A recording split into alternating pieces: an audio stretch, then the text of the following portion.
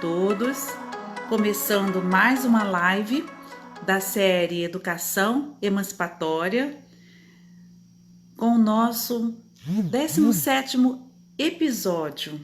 Fico feliz com a participação de todos nesse projeto que pretende semear reflexões, compartilhar experiências acerca de uma educação genuína, de uma educação transformadora, de uma educação libertadora. Muito obrigada pela presença de vocês, pela presença de todos e de alguns em especial, porque estão aqui nos acompanhando, participando todos os sábados. Então hoje eu quero agradecer especialmente a esses companheiros e companheiras que está sempre aqui: Benildo, Sandra Helena, a Tertuliana de Portugal, a Lilian de Coatis, a Grace, a Jaqueline de Resende, e me perdoe se eu esqueci mais algum nome. Oi Lilian, boa tarde. A Franceline de Seropédica e tantas outras pessoas que se propõem num sábado à tarde parar um pouquinho para conversar acerca da educação emancipatória. Ao Paulo, que está sempre comigo, boa tarde. Essa educação que pretende, né, ser uma educação transformadora, libertadora. É por essa educação que nós estamos aqui agora. E hoje, especialmente, nós vamos receber mais uma convidada para lá de especial. Deixa eu ver se ela já chegou aqui. Ela deve estar chegando. Oi, Colete, boa tarde. Que bom ter vocês aqui. Hoje nós vamos falar sobre entrelace da afetividade e da cognição na educação emancipatória. E quem vai nos fazer refletir sobre esse tema é a Cláudia Castilho, professora, educadora, pedagoga, psicopedagoga, psicóloga clínica, especializada em terapia cognitivo-comportamental. Oi, Cláudia, acabou de chegar. A Cláudia também é psicomotricista, facilitadora licenciada do Programa de Educação Emocional Positiva, capacitadora de programa de estimulação de atenção. A Cláudia é uma profissional muito competente, humana, parceira e que tem essa visão da educação da sua forma mais ampla, uma educação integral que possa realmente contribuir para essa transformação social. Cláudia Castilho, é uma alegria te receber aqui hoje. Agradeço o seu convite. E vamos receber nossa convidada especial. Para os mais íntimos, né, Cláudia? Boa tarde, pessoal, tudo bom? Boa tarde, Cláudia. Muito obrigada pela sua presença hoje. Vamos começar esse bate-papo, Cláudia, contando por que você escolheu esse tema, entrelace da afetividade, da cognição na educação emancipatória. Boa tarde, muito bom estar aqui com vocês. Eu gosto de aproveitar todo o convite para falar, né, disso que eu considero uma missão, porque esse tema, ele nasceu em mim como uma vocação na medida que eu fui amadurecendo na minha prática em sala de aula como professora. Eu comecei a minha carreira com turmas de alfabetização, com muita teoria, com um aporte de curso de magistério de excelência, mas com muito afeto, mas muito preocupada apenas em ensinar. À medida que eu fui amadurecendo como pessoa e como profissional, eu vi que ensinar ia além, né? Ultrapassava qualquer tipo de material didático, porque uma coisa, já dizia Dom Bosco, educar é coisa do coração. Então, que é de dentro para fora e não o contrário. E à medida que eu ia entendendo isso, e aí eu ia com uma calça, me lembrei disso esses dias, jeans, toda bordada de miçanguinhas, porque na hora da rodinha as crianças todas queriam sentar pertinho de mim para ficar ali cutucando as miçangas coloridas, e ali naquele momento a gente já começava a nossa aula falando do dia a dia, trazendo as experiências que eles vivenciavam, levando isso para as letrinhas que nós iríamos descobrir ao longo daquele dia, daquela semana. Essa proximidade, ela começou a acontecer naturalmente. Depois, quando eu fui trabalhar com adolescentes também, eu percebi isso, que enquanto eu era a professora Cláudia dos conteúdos de história, geografia, a aprendizagem ela acontecia, mas tinha alguma coisa que estava agarrando. E aí também, à medida que eu fui amadurecendo, que eu fui estudando e compreendendo o amadurecimento dos adolescentes, a minha relação com eles se modificou. E, mais importante do que o conteúdo, o ensinar a pesquisar, a procurar, a construir, foi aparecendo, e a afetividade foi ficando cada vez mais realçada e se transformando, então, em aprendizagem. E daí nasceu, lá atrás, esse meu interesse por esse tema, e eu comecei intuitivamente a estudar como ligar, né, como fazer esse entrelace da afetividade e da cognição. E mais recentemente, esse ciclo ele conseguiu ser concretizado com a minha formação em psicomotricidade, que é a psicomotricidade sistêmica, que enxerga o indivíduo como um todo. Então, se tem uma historinha que ilustra muito bem essa minha paixão por esse tema, é aquela do Revoltirinhas, que tem um adulto, teoricamente um professor, mas que é um educador, e uma criança, e a criança dizendo: você vai segurar na minha mão? E aí o adulto diz: não, você precisa das suas mãos livres, porque eu vou seguir do seu lado. E aí a criança diz: mas por que caminho que a gente vai? Qual é o caminho que te fascina? Responde o adulto. E aí a criança aponta: é aquele ali. Olha, esse caminho parece incrível. E aí a criança diz: você pega na minha mão e me leva? Olha, eu vou te acompanhar. Me arrepia. E aí a criança diz: vamos correndo? Não, a gente vai no seu tempo. Isso é o educador, é aquele que transborda afeto. Pois é, Cláudia, quando você fala afeto, adorei essa analogia, essa história, ela expressa perfeitamente, Sem dúvida. né, a nossa forma, né, a minha e a sua, e de todos que estão aqui, o Daí, Rosângela, boa tarde, para quem chegou depois, Benildo. Essa história expressa perfeitamente a nossa forma de entender, de sentir e fazer a educação. Isso. Mas tem uma palavra, Cláudia, afeto, afetividade, que ela não é tão compreendida, né? Ela é usada, assim, muitas vezes, aleatoriamente, né?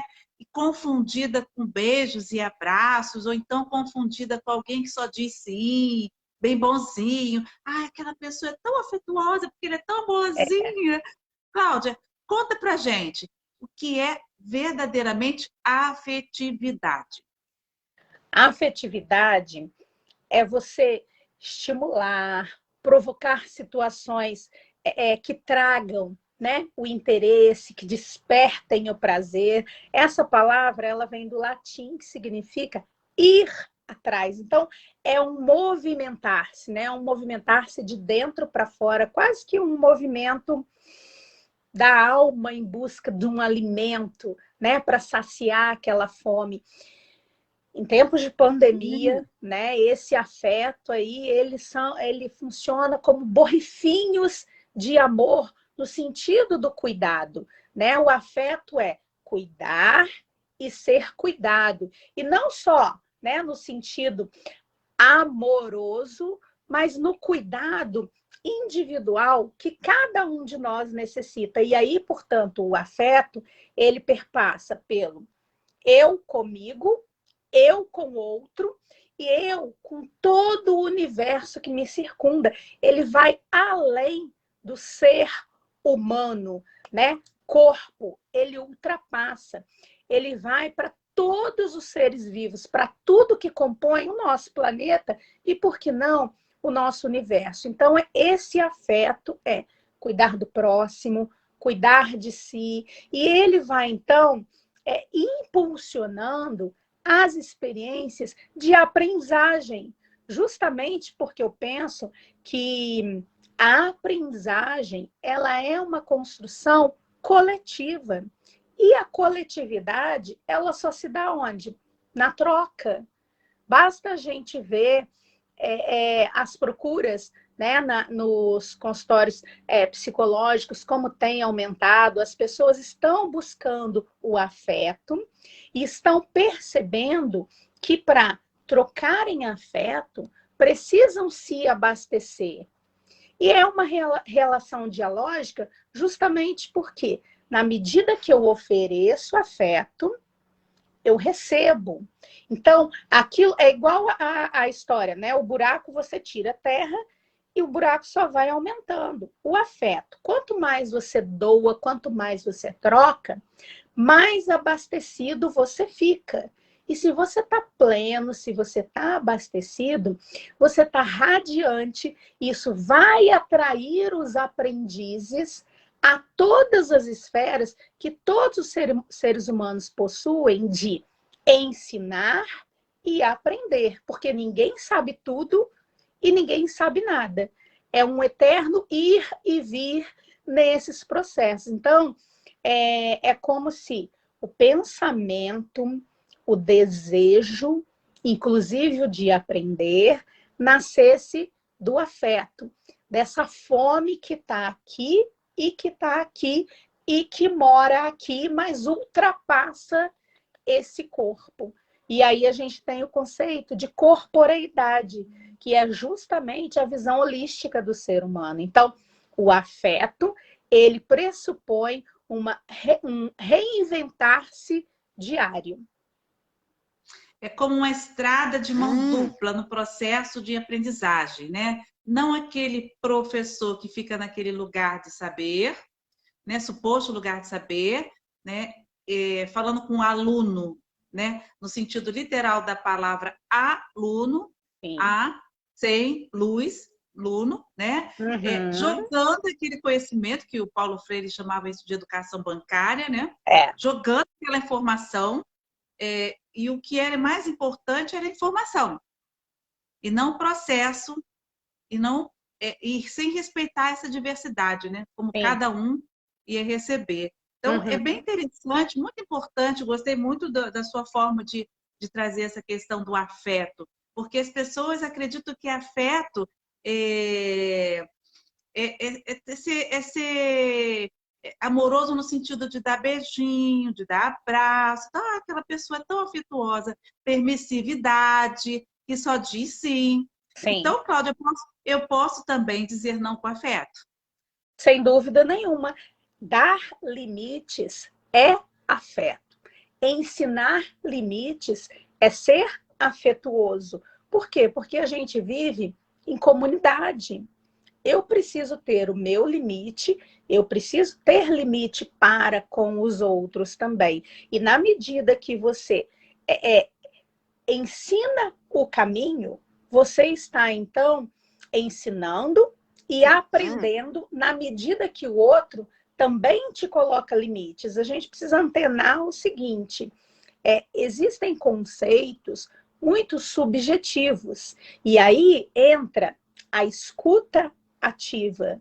Se você está percebendo que alguém está tendo determinados comportamentos, determinadas atitudes, antes de colocar esse limite, o diálogo se faz necessário, mais uma vez, isso em todas as esferas da nossa vida. Por quê?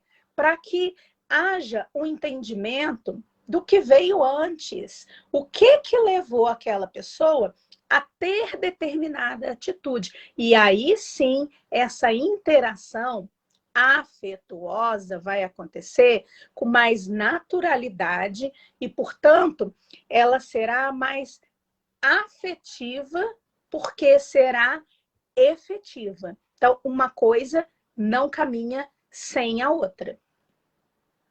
E nesse caso, o professor também aprende o tempo todo, né? O professor. Ensinantes e aprendentes, já dizia Alicia Fernandes, né? Todos somos. Alguém, a Cris Paracate falou alguma coisa aqui, deixa eu ler para você, Cláudia, peraí. Boa tarde, Odaí, boa tarde, Rosângela, boa tarde, Dene, Colete. Deixa eu ver se eu encontro aqui a fala da Cris, ó.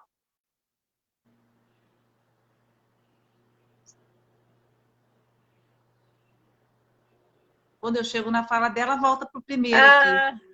Daqui a pouco, vi um filme recentemente baseados em fatos reais que mostra, deve ser essa questão do afeto, né? Tem um filme, Cláudia, Escritores da Liberdade. Se vocês, você lembra desse filme? Nossa, passei para os meus alunos. Esse filme representa exatamente o que é essa questão da educação com afeto, né? Escritores da Liberdade. E mais esse que a Cris colocou aqui, que é, qual o nome, Cris? Sementes Podres, eu acho. A gente pode confirmar depois. Por falar em filme, Cláudia, quais são os autores que você tem dialogado para chegar a esse nível de consciência? Porque, Cláudia, eu percebo em você uma pessoa, uma profissional, não só psicóloga, mas como professora, que tem essa preocupação no autoconhecimento, no conhecimento, no diálogo com os autores, saber o que foi que esse autor disse, ou fez, ou experimentou, e que foi bacana, e que deu certo. Então, a Cláudia é uma pessoa, assim, das que eu conheço, a das mais estudiosas. Quando eu quero uma companhia para estudar, eu chamo a Cláudia. E mesmo sem tempo, a Cláudia, quase sempre, ela vai aceitar. Ela gosta muito de estudar. E como é importante também essa referência para os nossos estudantes, gostar de estudar, gostar de pesquisar. É o exemplo. O aprendizado, nós somos seres em construção, Sim. ainda bem. Então, a gente aprende até o dia que a gente vai morrer. A gente morre, a gente aprende. Então, eu sei que você dialoga aí com os autores que eu gosto muito. Conta pra gente quem são. Pois é. Esse pessoal aí que te fez ser essa profissional. Quando eu falo, eu gosto muito de ter o pé no chão, de trabalhar com o presente, né, com o chão de sala de aula ou com o chão da família, porque são os públicos que eu mais acesso no meu dia a dia. E eu tenho muito cuidado em ter, e por isso gosto de estudar, esse aporte teórico. Por quê? Porque isso é a sustentação. Da onde você tirou esse olhar? No meu caso, existem muitos pensadores que eu me identifico, mas eu tenho 4 que me acompanham e que me encantam. Vygotsky, Vallon, Edgar Morin e Rubem Alves. Como diziam minhas alunas do Formação de Professores do Pedro Braille, se não tiver Rubem Alves, não é Cláudia Castilho. Então, assim, 1000 coraçõezinhos para ele. Mas o início de tudo, que foi lá quando eu fiz psicopedagogia, foi o Vygotsky, né, que é um psicólogo, e ele falou muito dessa questão da interação social com a vida e a aprendizagem, né? Então, tudo isso é importante para se perceber esses processos evolutivos, sendo que essa interação, ela cria esses vínculos afetivos. A partir daí, então, é possível tornar a aprendizagem mais fácil, mais leve, mais prazerosa. especialmente através das vivências. E aí você vai, então, construindo novos conhecimentos, vai estabelecendo novas relações entre aquilo que você está estudando. Por quê? A gente não nasce com essas aprendizagens internalizadas. Isso é um processo que vai se construindo não pela transmissão de conhecimento, não pela decoreba, mas sim pela socialização de ideias, pelo diálogo, pela discussão. E aí sim, a gente tem o ensinante, a gente tem o aprendente, que vão trocando, compreendendo, elaborando aquilo que conhecem e, finalmente, contando com as suas próprias palavras aquilo que foi, então, apreendido. E nota que eu não estou falando aprendido, apreendido. Então, eu estou participando de alguma discussão, no sentido de diálogo, eu vou ouvir aqui, vou ponderar acolá, vou ouvir o outro, vou costurar tudo isso e vou formar o meu olhar embasado em tudo que eu ouvi. Então, aquilo vai me referendar e eu não vou mais me esquecer. Parênteses. Eu posso muito bem hoje formar um olhar sobre determinado assunto e daqui a 2 semanas, daqui a um mês, daqui a um ano, mudar a minha opinião. Já Sim. foi tempo da Gabriela. Eu nasci assim, eu vivi assim, eu vou morrer assim. Né? O conhecimento, ele é volátil, porque a gente está em eterno processo de descoberta. Por isso a gente vai repetir aqui inúmeras vezes que a aprendizagem, ela é uma construção diária e coletiva. E um conceito importante que eu gosto no Vygotsky é que o pensamento, ele é afetivo, volitivo, ou seja, o afeto faz a vontade, faz o desejo pela aprendizagem deslanchar. E aí vem, então, o interesse, o desejo de crescer, de aprender, de buscar novas respostas. E cá entre nós, gente, novos pensamentos é tudo que a gente precisa. Né? Chega de tudo dentro da caixinha. Isso tudo que você acabou de narrar, tudo isso são os princípios da educação emancipatória. Sim. O que é a educação emancipatória? É uma educação que vai possibilitar o sujeito de se emancipar no sentido disso que você acabou de falar.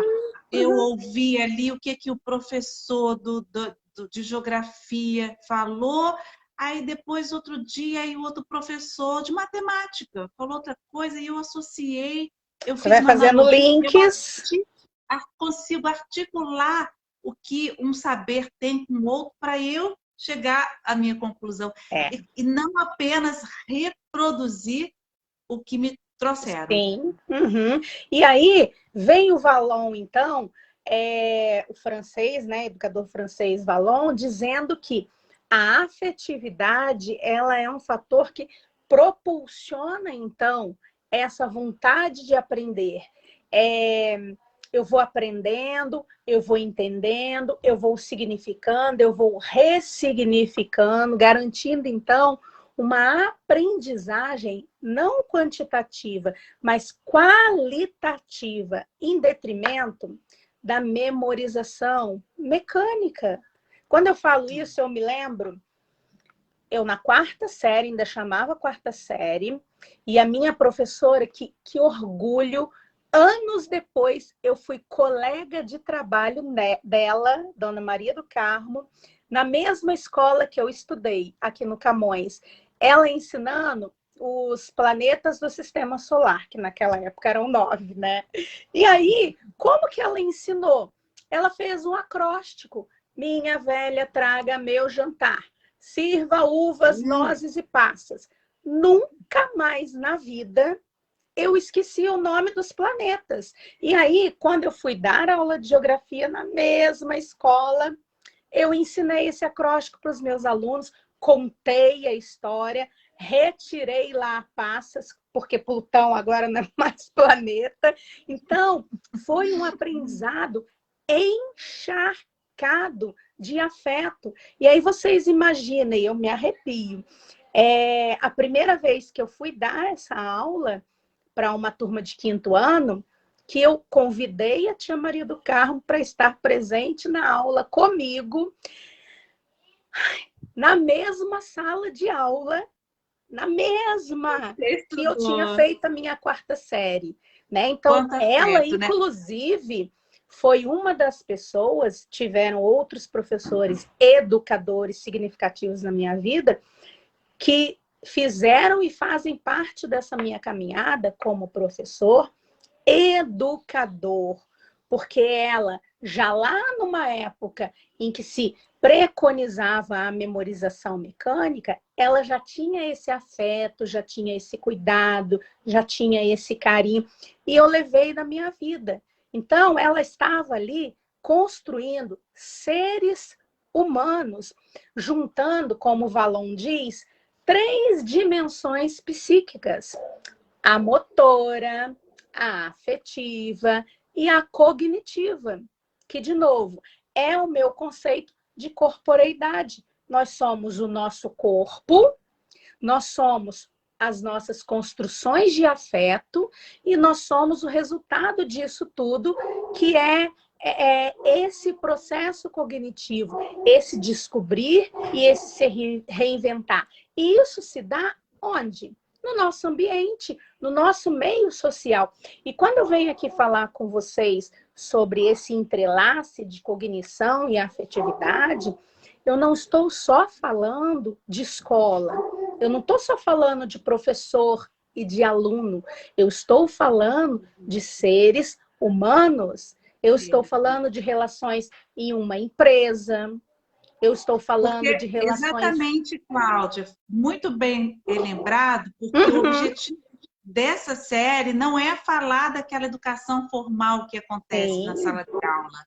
Nós que estamos aqui conversando com vocês sobre educação emancipatória, queremos falar que a educação, ela acontece para além dos muros da escola, ela para a acontece vida. o tempo todo nas nossas relações. Agora, Cláudia, só um parênteses na questão da memorização, porque muitas pessoas criticam, né, e falam assim, não, mas a memorização, ela é importante, ela precisa acontecer. Sim, nós não estamos dizendo que a memorização não é importante e que ela não precise de acontecer.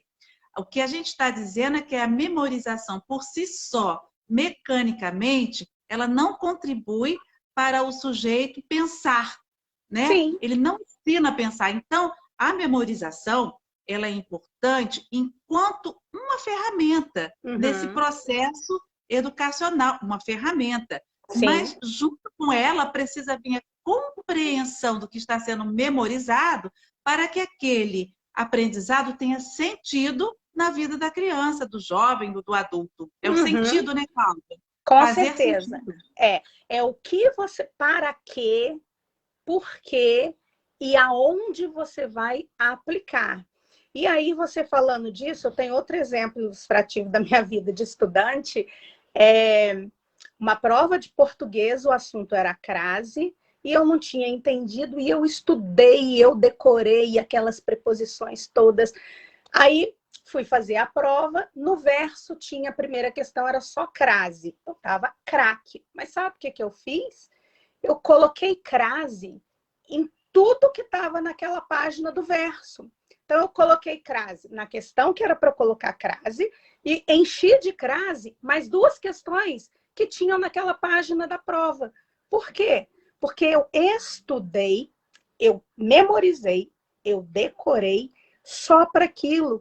Eu não contextualizei e eu estava tão focada naquilo para não fugir. Quem nunca teve uma experiência assim, que você estuda, termina a prova, aquilo foge e não volta nunca mais. Isso aconteceu comigo, né? Nisso que está aqui na minha mente agora, em várias outras vezes. Então, quando a gente fala de cognição e afeto, eu estou falando de compartilhar, de transbordar, de afetar de ser afetado, justamente de relações e de significado. E aí, então, vem o Edgar Morin, né, que é, então, um antropólogo, que diz que a gente precisa ter paixão, precisa ter esse desejo para navegar pela vida. Por quê? Porque todos somos afetivos. É isso que nos aproxima, é isso que faz com que a gente crie vínculos.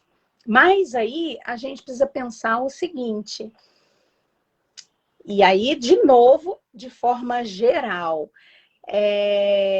Olha, minha prima lá de Três Corações, está aí, Exilma. Com licença, abraço para Olha, vocês, que o Odaí está gostoso. pedindo para você repetir o acróstico, por favor. Ah, tá. Minha velha traga meu jantar. Sirva uvas, nozes. No meu tempo tinha passas. E cada inicial é um planeta. Mercúrio, Vênus, Terra, Marte, Júpiter, Saturno, Urano, Netuno e o Plutão, que não é mais planeta. Viram? Nunca mais esqueci. E aí, então, voltando aqui no Edgar Morin, vamos refletir juntos aqui. Será que a gente tem colaborado para que esses aprendizes percam o tipo de pensamento encaixotado, cartesiano, repetitivo, fazendo com que Linear. eles se adaptem, então, a um pequeno compartimento conteudista? Será que a gente ainda está aí gerando papagaios que decoram, que repetem, que vão lá, que põem na prova e depois apagam, na prova da vida, meros repetidores? Por E quê? aí você Porque me fez... Fala, por quê? é, o que a gente precisa pensar? É urgente, urgentíssimo, é para ontem que a gente desenvolva em todo mundo a capacidade de questionar. Olha os tempos atuais, gente. Por quê? Porque isso é a chave de tudo. É a curiosidade. E aí você me Inclusive fez na lembrar, vida Claudinha, adulta. outro dia, dando aula de psicologia escolar, uma aluna me perguntou: professora, qual a sua opinião sobre o que está acontecendo do ensino remoto? Na sua opinião, os alunos estão tendo prejuízo? Bom, aí eu devolvi com outra pergunta, Cláudia. Eu falei assim, bom, depende do que você, as famílias e a sociedade pretendem com a educação. Depende do que vocês querem, depende do que a sociedade deseja como educação. Porque se Sim. nós estivermos ainda priorizando o conteúdo por si só, né? Aquela coisa assim, tem que fechar o livro didático até o final do ano. Ai, Então, meu Deus! então depende do que a sociedade quer. Então, essa Tem entrevista é que para cumprir o isso, gente. currículo! Tem que dar conta do Exatamente. livro! Exatamente. Nossa, Então, isso me deixa louca. depende do que a sociedade quer. Se a sociedade ainda quer que a escola forme essas crianças, informe essas crianças para fazer o Enem, depois para fazer a faculdade e para ser um profissional técnico, então a gente está tendo prejuízo pedagógico nesse sentido. Vai depender da concepção pedagógica. Concorda, Cláudia? Mas Você sem me fez dúvida lembrar isso. nenhuma. E aí a reflexão é justamente essa. A gente está abafando ou a gente está dando corda? O que a gente está fazendo com toda essa curiosidade? Como que a gente está lidando, né? Como que a gente está estimulando? Como que a gente está alimentando essa relação dialógica aí entre razão, emoção, paixão? O que a gente está fazendo com isso? E aí, eu tenho esse olhar, eu sou muito crítica, mas eu também gosto de colocar a mão na massa. Então, Uhum. o ano passado eu acompanhei minha sobrinha na alfabetização, muitas crianças também o ano passado, esse ano. E aí, eu e uma amiga paramos de só reclamar e nos colocamos em ação. Né? Então, a gente tem o projeto, que é o Ah, um Abril para projeto, ser acompanhado. Alfabetização, que começou Uhum. abril com L no mês de abril e depois se transformou Abril de Abrir, aonde qual é a nossa missão? É mostrar para as crianças que elas já sabem ler, escrever e contar. Só que estão tão escravizadas em livro, em papel, em folha, em tarefa, não sei o que o encanto se perdeu. Então elas vão aos sábados para brincar, ler, escrever, contar. Parece um monte de passarinho livre, leve, solto, e as coisas estão acontecendo, esse destrave ele está acontecendo. Então a gente dá a linha na pipa e tem hora que puxa. E aí eu chego então lá no Rubem Alves, né? Aí, Que isso que eu ia te Rubem perguntar, Alves, Cláudia. meu Quando você Deus, fala sobre essa escola que inibe a criatividade, né?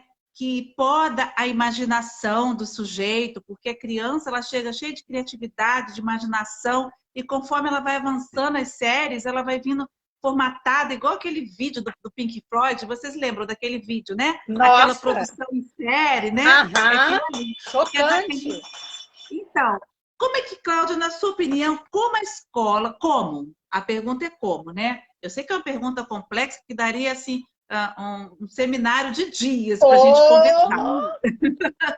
Mas aqui, rapidamente, eu sei que você é muito bom em fazer síntese. Como que a escola pode cumprir, pode alcançar o objetivo, né, de uma educação emancipatória? Como que a escola poderia ser na qual as crianças saíssem aprendendo a pensar, aprendendo a filtrar, aprendendo a articular, a analisar, associar, a ter uma visão, como você falou no início, a sua visão, não que ela seja imutável, mas esse processo de você chegar a alguma conclusão. Ah, então, é isso, puxa, como que a escola poderia fazer isso?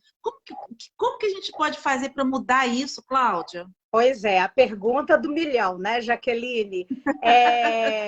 Tem que mandar um beijo também para a Lenise e para a Maria, que estão lá em Tutinga, Minas, uma pedagoga, outra está fazendo psicologia também. Então, minha Sejam família tem bem-vindas. aí um monte de gente da educação, e a resposta, para mim, é na história do Rubem Alves, né? A escola que são gaiolas e a escolas que são asas. E eu vou pedir licença para vocês para contar a história aqui, que é assim: escolas que são gaiolas existem para que os pássaros desaprendam a arte do voo. Porque pássaros engaiolados são pássaros sob controle. Porque engaiolados, o dono pode levar eles para onde quiser. Eles têm sempre um dono, eles deixaram, ai, até dói, né, de ser pássaros. Porque a essência do pássaro é voar. Agora, as escolas que são asas, elas não amam pássaros engaiolados, muito pelo contrário, elas querem os pássaros voando, se trombando, né, vivendo mil e uma aventuras, porque essas escolas existem para dar aos pássaros coragem para voar. E essa coragem, ela é adquirida no dia a dia, porque esse voo ele já é latente, ele está dentro dos pássaros. Esse voo ele não pode ser ensinado, ele só pode ser encorajado. E aí, meus livros que eu amo tanto, Conversas com quem gosta de ensinar, Histórias de quem gosta de ensinar, A alegria de ensinar, Conversa sobre educação. Tudo isso aí é o Rubem Rubem Alves. Alves dizendo que aprender é abrir os olhos, é descortinar para aquilo que o mundo nos apresenta e descobrir todas as possibilidades que nos cercam. A escola existe, gente, não é para ensinar resposta, mas é para ensinar a fazer perguntas. Porque assim Este como é a o ser ciência, né, humano Cláudia? que a gente precisa para o nosso presente, para o nosso futuro próximo, né? Só as perguntas é que vão despertar a criatividade, o desejo de aprender, porque aí a gente tem criatividade, estou arrepiada, intuição, senso crítico, reflexões, conhecimento, tempo, autonomia. E, gente, aonde que está tudo isso? Está dentro da gente, mas precisa de um professor educador, e aí, de novo, não estou falando só da escola, estou falando de tudo, né? Que goste de ensinar, que tenha alegria em ensinar. Então, isso precisa transbordar. E aí eu É o, falo de profe... vocação. é o professor, você falou uma palavra muito importante, que encoraja, né? Sim, É quando você pega o passarinho, eu não sei se já aconteceu comigo, de já. passarinho Caí no entrar na minha jardim da casa, gente. e Uhum. aí ele fica lá, tadinho, aí você vai dar uma aguinha pro passarinho, mas o que você faz? Você faz assim com a mão e fala, voa, passarinho, você pode, você consegue, e que alegria é quando ele Emocionante. voa. Então, Uhum. esse educador, que não é o educador bancário, mas é o Sim, educador emancipatório, é esse que quer ver o aluno, né? Olha aí o aluno, ó, paradigma, o é. estudante, o aprendiz, a voar. E o Cláudia, o Marcos Meyer, lembra do Marcos Meyer? Sim, O Marcos Meyer, ele fala assim, gente, o professor não é aquele que mata a sede do aluno. Ao contrário, ele coloca um pouquinho de sal para o aluno buscar essa sim. água em algum lugar. Porque a O, ciência se faz de perguntas. O homem descobre o universo fazendo perguntas. Sim. Por quê? Porque o que é aprender, então? É você absorver, é você tomar para si e, sobretudo, gerar mudanças de comportamento. Por quê? Porque é um processo de descortinar para possibilidades. E aí o Rubem Alves, ele diz que o educador, ele é um cozinheiro que está ali com aquele caldeirão, e aí ele vai colocando uma pitada disso, um pouquinho daquilo, um pouquinho do outro, tudo colorido, diferentes texturas, e aquele caldeirão começa a borbulhar, a fumacinha vai subindo, tem aquele cheirinho que faz com que o outro fique curioso para ver o que tem lá dentro e que queira mergulhar para desfrutar daquilo. Então, que o É uma educador, alquimia, Cláudia, é uma verdadeira alquimia. sim, é um cozinheiro, um mestre cuca, especialista nas pequenas coisas, e aí palavras dele, que fazem o corpo sorrir de antecipação. Então, aquilo nem se concretizou, mas o aprendiz ele está ávido, ele quer somar e a partir dali ele vai atrás, né? E tem mais, Conteúdo está na Cláudia. ponta do nosso dedo hoje em E dia. esses ingredientes que o Rubem Alves fala desse educador que faz uma alquimia, né, com o conhecimento, com essa construção, esses ingredientes não são só tirados do livro, não. O Rubem Alves fala que esse ingrediente é retirado da Da vida, vida, da da vida vida. cotidiana, é daquilo Sim, ali do quintal, é da flor, é da pedra, é do sentimento que a criança trouxe, é da história que a criança trouxe, é da experiência da criança, como Paulo Freire, né? Que aí é o quê? É uma educação, é um aprendizado significativo. Faz sim, sentido, né? com certeza. E aí, do que a gente está falando? A gente está falando da importância do socioemocional, que são as relações, que são as vivências que acontecem no cotidiano, e é você se perceber e perceber o outro. E aí, então, eu vou pensar a psicologia positiva, que é um dos meus últimos aqui objetos de estudo, no momento presente, é um dos atuais objetos de estudo, que diz que todos temos potenciais, mas que a gente precisa se dar conta deles. Então, a gente precisa olhar para dentro da gente, mas a gente precisa do outro também para ele sinalizar, né? Olha, você é boa nisso, você tem potencial para aquilo. Esse aqui tá, você pode ir além. Então, você vai cutucar o outro, você vai incomodar no bom sentido, para que o outro faça com que aquilo aflore, e aí você vai referendar em si e no outro o potencial. O que a gente quer? A gente quer seres humanos repetidores, inteligentes, né? Quando antigamente a gente falava em QI, coeficiente de inteligência, ou a gente quer seres humanos que consigam articular o saber com a humanização. Mais uma vez, eu quero realçar a importância da teoria. Toda a minha fala tem um embasamento teórico. Eu adoro estudar, né? É uma coisa que eu faço com prazer. Para mim não é pesado, para mim não é obrigação.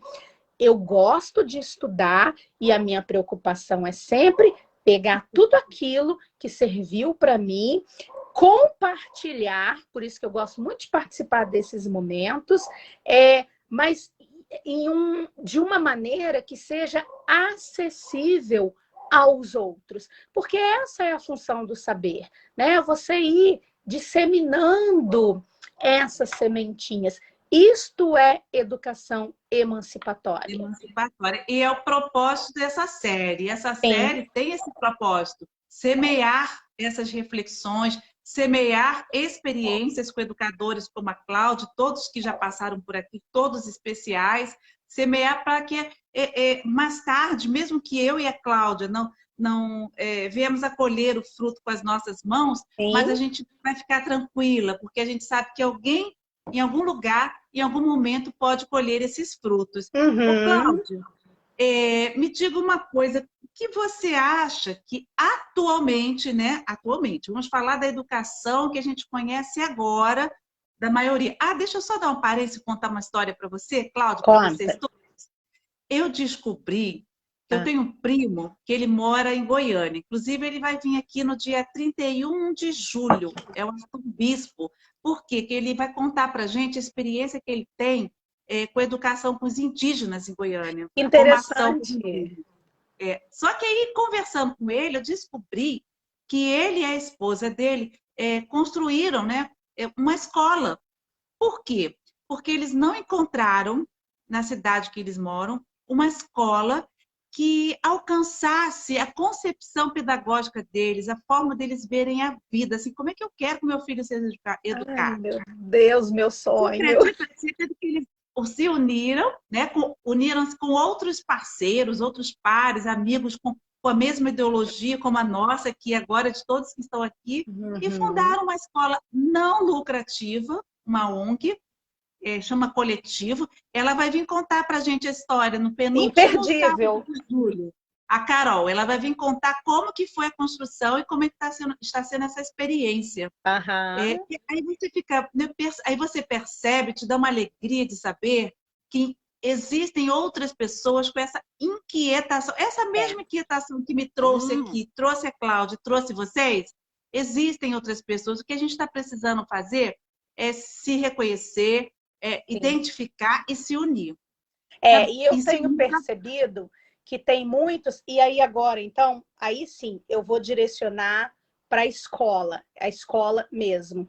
Eu tenho percebido... A pergunta, Cláudio, a pergunta, o que fica nas crianças e nos jovens, o que fica da escola quando eles saem? O que eles levam da escola? O que você acha, Cláudia? O que eles levam da escola?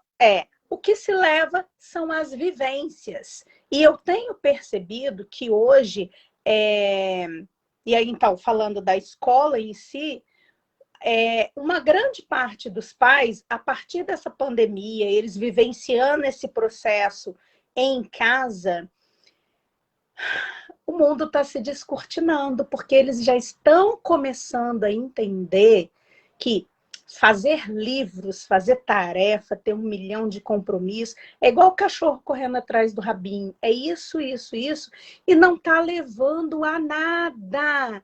Então, tem muita gente buscando qualidade. Eu tenho ouvido falar muito, tenho conversado com muitas pessoas que estão em busca de novas oportunidades, onde as crianças e os adolescentes, principalmente, sejam acolhidos, sejam ouvidos, sejam acarinhados. Então, Protagonistas da construção de sim, conhecimento. que a afetividade seja o veículo de aprendizagem. Então, eu fico com o coração leve quando eu me encontro e ouço essas pessoas. E vejam, quando eu digo isso, eu não estou falando de uma escola onde se vá só para bater papo e seja lá o laissez-faire, né? Faz o que der do jeito que der.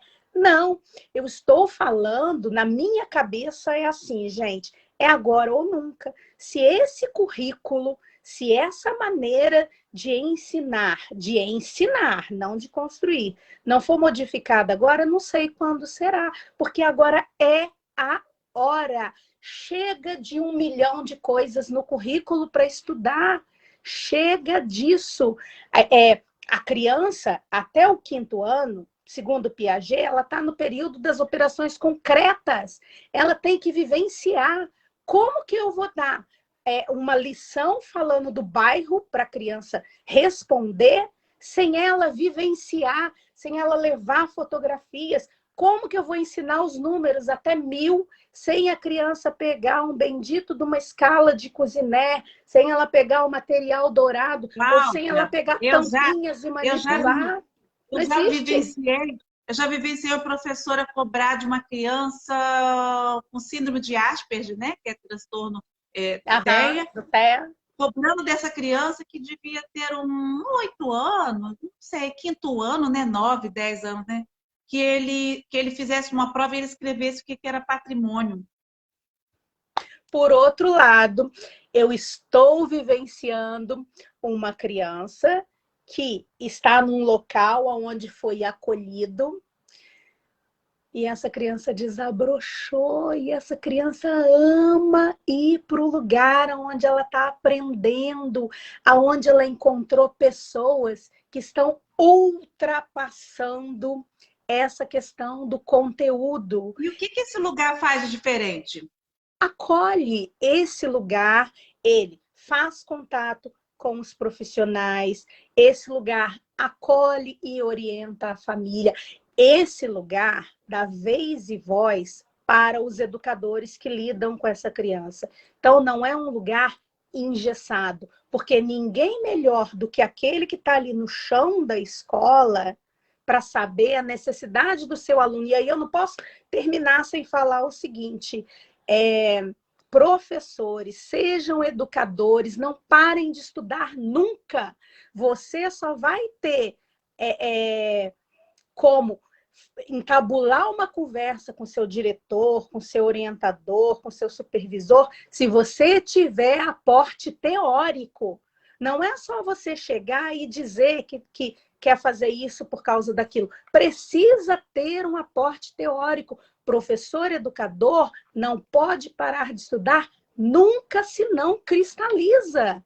Não pode ser mero repetidor. Nós, professores educadores, a gente tem uma potência gigantesca e é preciso fazer valer essa força que a gente tem. Mas precisa estudar, precisa se informar, precisa se atualizar. E hoje a gente tem inúmeros canais na internet onde se consegue esse aporte teórico sem custo financeiro. É querer, é desejo, é vontade. E a gente precisa se lembrar que a gente deixa marca na criança, no adolescente, na família. Deixa marca. Então, o que a criança leva da escola são as vivências, são as experiências, são as marcas. Sim. Que podem ser boas ou não, né, Cláudia? Para concluir nosso bate-papo, que passou assim, eu nem vi passar, né? Eu queria, então, trazer um outro autor aqui para a nossa conversa, que foi o autor do primeiro episódio com a Priscila Pires, o Martin Buber. Ai, Ele fala do eu Priscila. e tu. Então, Cláudio, o tempo todo eu ouvindo você e a sua forma de pensar a educação, pensar essa relação, pensar essa construção, esse aprendiz que seja o protagonista, é o A que Rô seria, aí, ó. Olha o que a Rô falou. seria Olha aí a maravilhoso. última fala dela. Uma escola onde a gente estivesse aí pondo nossas ideias em Vamos dia. pensar numa fundação, né? Vamos pensar numa fundação, quem Vontade sabe? não falta, né? Uma vontade que está aqui desde sempre. E a minha também. É porque esse pulsar, né? Esse pulsar ardente, né? Porque não tem, como você falou, não tem outra forma de pensarmos numa sociedade melhor, Não numa tem. sociedade humana, numa sociedade mais justa, a não ser pela educação. Mas não essa Então, educação que a gente está vendo, porque essa educação nos está levando aos lugares que nós gostaríamos, não está transformando o mundo num lugar melhor. Bom, então, se essa educação não está transformando o mundo num lugar melhor, então a gente precisa pensar em outra educação que já tem sim, outras pessoas sim, fazendo. com certeza. Então, o Martin Buber fala, para a gente concluir, Cláudia, né? Não sei se vocês percebem, a cada episódio eu coloco lá depois na rede, eu e tu. Esse eu e tu me referindo à teoria do Martin Buber, porque a maioria das pessoas se relacionam com eu e o isso. Então, imagina, o professor e a criança como isso. Isso é uma coisa onde não há diálogo, onde não há vínculo, onde não há afeto.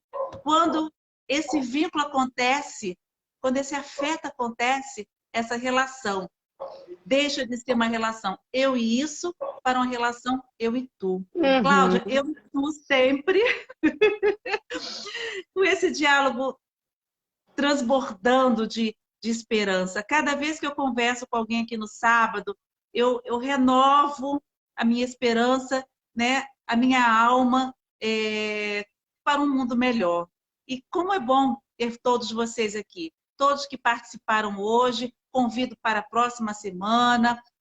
Curtam lá a página da Desenvolver-se, socializa, compartilhem essa live maravilhosa com a Cláudia Castilho. Quanta sabedoria, quanta experiência, quanto aprendizado a Cláudia trouxe para a gente. Vamos compartilhar, vamos socializar, vamos espalhar sementes. Cláudia, qual é a escola do futuro para você? Em 1 minuto. A escola do futuro é aquela que a gente pode pegar a metáfora da crisálida e da borboleta. É essa transformação e esse fluir de asas em busca de novos horizontes. Para mim, essa é a escola do futuro. Muito obrigada, amiga. Muito obrigada. Obrigada, queridos, todos vocês que estavam aqui. A gente pode continuar o bate-papo.